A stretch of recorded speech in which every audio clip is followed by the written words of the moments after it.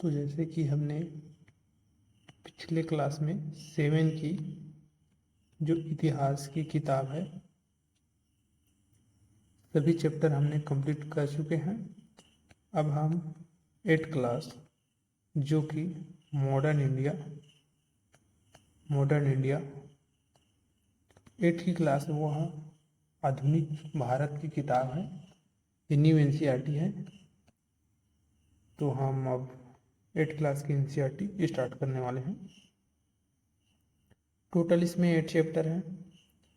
पहला जो इसका पहला चैप्टर है,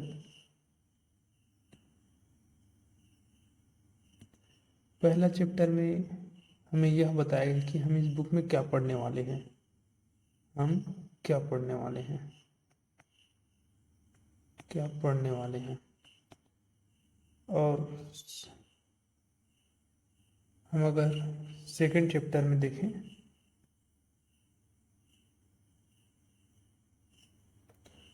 तो इसमें साम्राज्य, जब ईस्ट इंडिया कंपनी आता है, ईस्ट इंडिया कंपनी जब भारत में आता है तो वह किस तरह से अपने साम्राज्य को, जो कि एक व्यापारिक कंपनी, साधारण एक व्यापारिक कंपनी से एक शासक के रूप में स्थापित होता है, तो उसकी जो क्या प्रोसेस रही, उन लोगों की क्या इकोनॉमिक पॉलिसी, आर्थिक नीतियाँ या राजस्व नीतियाँ किस तरह की रही, उन लोग क्या डिप्लोमेटिक राजनीतिक नीति अपनाते थे, उन सब के बारे में हम चैप्टर 2 में पढ़ेंगे।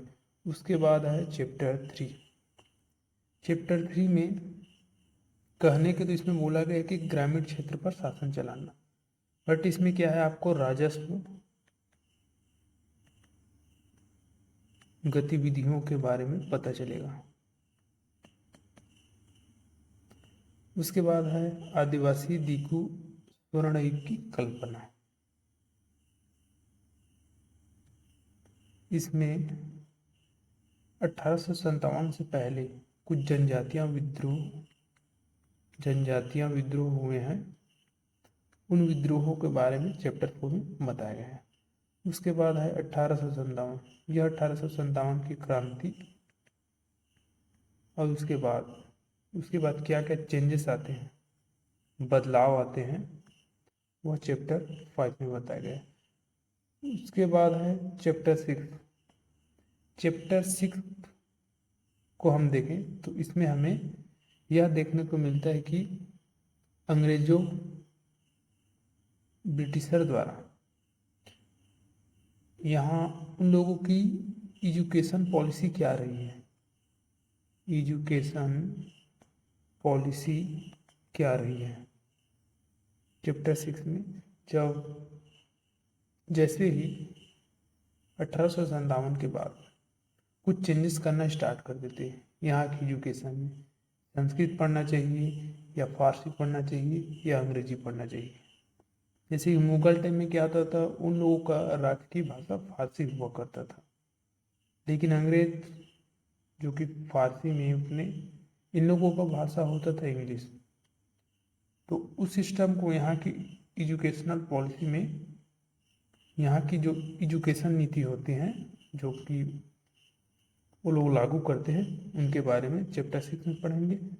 उसके बाद है चैप्टर 7, यहाँ पर कुछ रिफॉर्म, सुधार किए करते हैं, जैसे वुमन पर हो गए या फिर जातियों पर कुछ सुधार करते हैं ब्रिटिशर्स लोग, अंग्रेज लोग, उनके बारे में पढ़ेंगे। उसके बाद राष्ट्रीय आंदोलन का संगठक 1870 के दशक से 1947 तक। तो कुल मिलाकर हम ऐसे पढ़ने वाले हैं। चैप्टर 1 हमारे लिए उतने इम्पोर्टेंट नहीं है, तो ये है अपना चैप्टर 1। टाइटल है कब, कैसे, कब, कहाँ।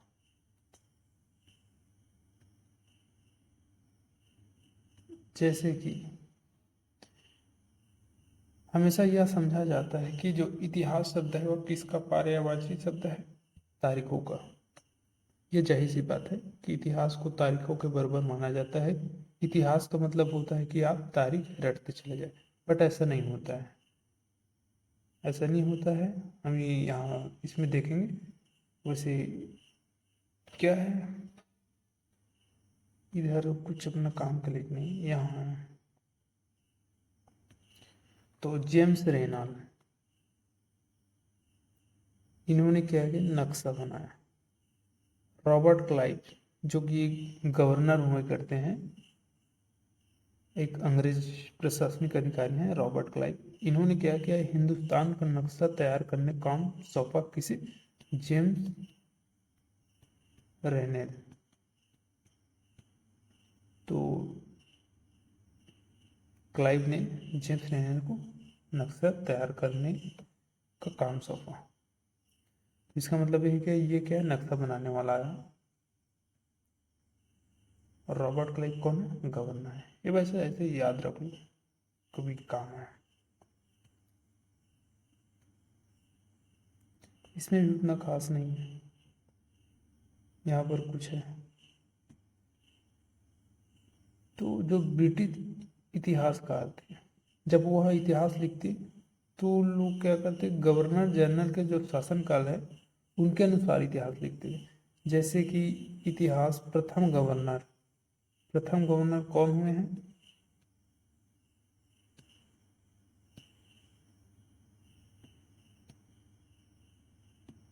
तो प्रथम गवर्नर हुए वारेन हेस्टिंग्स। इनके शासनकाल में इतिहास जो लेखन का कार्य होता है शुरू होता है। और आखिरी वायसराय कौन हुए, लॉर्ड माउंट बेटन, बेटन के साथ खत्म होते हैं। और भी कई गवर्नर हुए जैसे हेस्टीज, फिलजेली, बेंटिक, डलहौजी। बट अभी क्या है, अपने को फर्स्ट वाला याद रखना है, लास्ट वाला याद रखना। तो पहला कौन है, वारेन हेस्टिंग है। लास्ट कौन है, लॉर्ड माउंटबेटन। तो इधर भी कुछ नहीं है। ये है वारेन हेस्टिंग, 1773 में है गवर्नर जनरल बन के आता है। यह पहला गवर्नर जनरल है, फर्स्ट गवर्नर जनरल है वारेन हेस्टिंग। यहाँ पर थोड़ा सा देख लेते हैं। तो 1870 में स्कॉटलैंड के एक अर्थशास्त्री हुए और राजनीतिक दार्शनिक।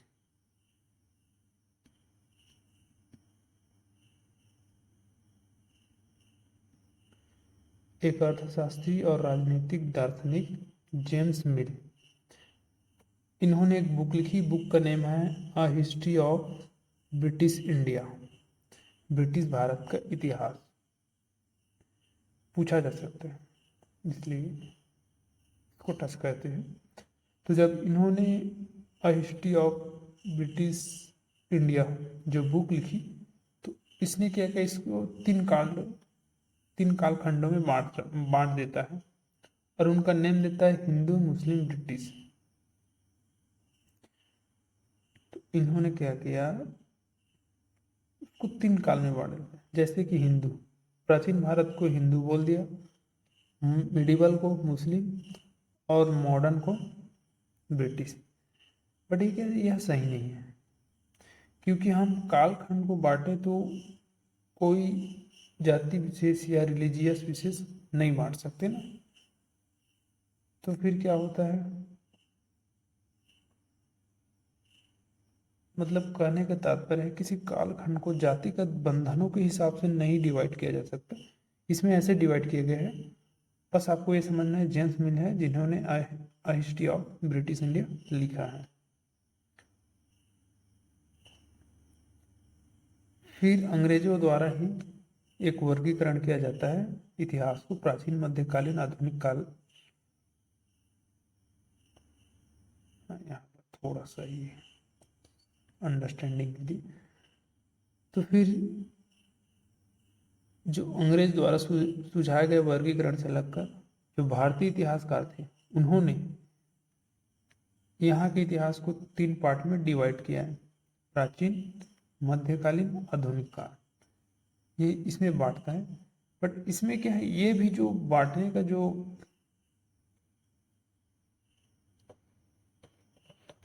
अवधारणा है, वह भी क्या है, यह भी पश्चिम से है। अब पश्चिम से कैसा है ये देखते हैं।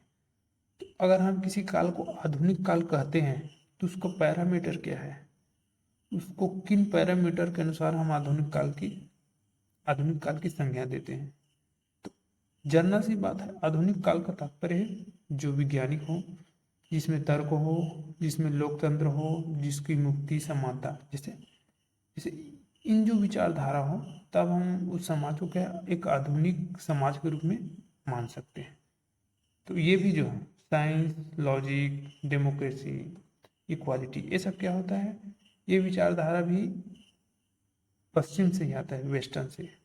तो ये जो डिवाइड करने का तरीका है, ये भी कंसेप्ट लगभग लगभग हमें क्या होता है, पश्चिम देशों से ही प्राप्त होता है। तो देखते हैं, इसमें एक छोटा सा टर्म्स है, ये टर्म्स को आपको जानना जरूरी है। क्या ये जो टर्म्स है ना, औपनिवेशिक क्या है, इसके हम बार बार पढ़ने वाले हैं, तो आपको इन्हें थोड़ा सा, तो देखो हम इस किताब में तो पढ़ेंगे ही, बट उसकी एक ट्रेलर जैसे टीजर होता है ना, वैसे हमने अंग्रेजों के हाथ में देश और नवाब या स्थानीय नवाब और राजाओं को दबाकर यह लोग शासन स्थापित करते हैं। और वो लोग क्या करते हैं, यहाँ की अर्थव्यवस्था और समाज पर पूरी तरह से नियंत्रण स्थापित कर देते हैं। और अपने जो खर्च है, अपने खर्च को भी चलाने के लिए यहीं से वो लोग राजस्व वसूलने करने स्टार्ट कर देते हैं। और जो अपने ज़रूरत की चीज़ होती है उनको सस्ती कीमत पर, उनकी कीमत गिरा देते हैं, सस्ती कीमत पर वो खरीदते हैं। और निर्यात करने हैं उस फसलों को ये लोग क्या प्रोत्साहन देते हैं। और अर्थव्यवस्था और समाज में तो नियंत्रण करके ये लोग यहाँ की जो मान्यता है, रीति रिवाज है, इन सब में तौर तरीकों में बदलाव आने लग जाते हैं। तो इसे ही बोला जाता है औपनिवेशिक। औपनिवेशिक में क्या होता है, एक देश दूसरे देश के दबदबे में इस तरह से आ जाता है कि वहाँ की राजनीतिक, आर्थिक, सामाजिक और सांस्कृतिक बदलाव आते हैं। तो इसी प्रक्रिया को क्या कहते हैं, औपनिवेशीकरण। इंडिया में इसको थोड़ा सा अच्छे समझते हैं। इंडिया को ब्रिटिश द्वारा कंपनी के रूप में आता है, यहाँ पर आते हैं, यहाँ के जो आपसी फूटों को ये लोग लाभ उठाकर यहाँ की जो राजनीतिक आर्थिक जो भी है, उन सब कारकों पर ये लोग प्रभाव डालते हैं। यहाँ पर क्या चीज़ उगानी है, कौन सा वस्त्र पहनना है, इन इस तरह के आदतों को भी ये लोग बदल देते हैं। अभी देखेंगे हम लोग किस तरह से बदलते हैं। बस आपको ये समझना है कि औपनिवेशीकरण क्या है, जब एक देश दूसरे देश के दबदबे में इस तरह से आ जाता है कि वहाँ की राजनीतिक, आर्थिक और सामाजिक सांस्कृतिक बदलाव आने लगते हैं, इसे बोला जाता है औपनिवेशीकरण।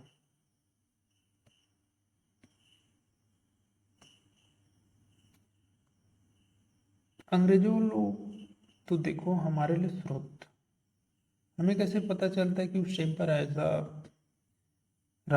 नीतियाँ लागू थी। तो ये सब कैसा होता है, जब अंग्रेज लोग शासन करने आते हैं तो ये लोग सरकारी रिकॉर्ड रखते थे। और इन लोगों की मान्यता थी कि चीज़ों को लिखना बहुत महत्वपूर्ण है। ये लोग हर जो काम होते थे, हर जो नीतिगत फैसले होते थे, उनको जांच को साफ साफ लिखना जरूरी होते थे। किसी चीज़ को अच्छी तरह से अध्ययन किया जा सकता था, उन पर वाद विवाद किया जा सकता था। इसलिए वो लोग जो भी काम होते थे, योजना, निर्देश, नीतिगत फैसले, उन सभी चीज़ों को ये लोग लिखते थे, मतलब रिकॉर्ड रखते थे।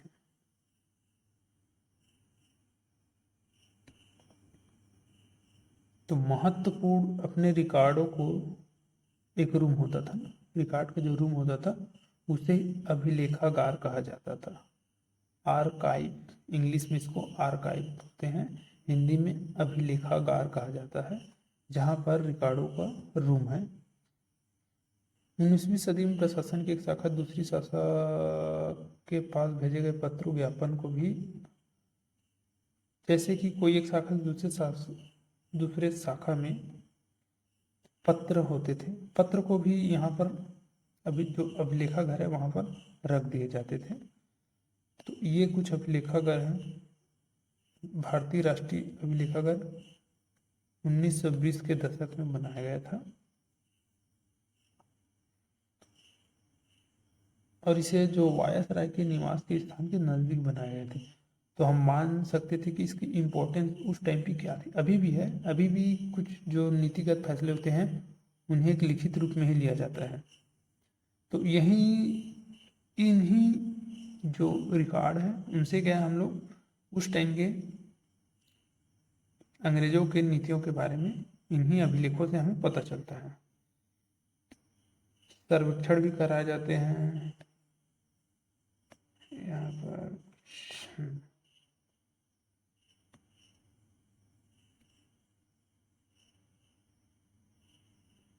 जेम्स प्रिंसेप, इसको क्या है, बंगाल के में मानचित्रण और सर्वेक्षण का काम सौंपा जाता है। जेम्स प्रिंसेप, इन्हें भी याद रखना है। इस बार के क्वेश्चन में क्या हुआ था कि अलेक्जेंडर, कुछ ऐसे जो मॉडर्न इंडिया के प्रशासकों के नेम दे दिए गए थे, उसके बाद इनको बोला गया था कि ये लोग क्या थे, और उसका सही जो राइट आंसर था पुरातत्व वेदी था। तो इसीलिए हम लोग ऐसे जो नेम है उनको भी थोड़ा थोड़ा देख लेंगे।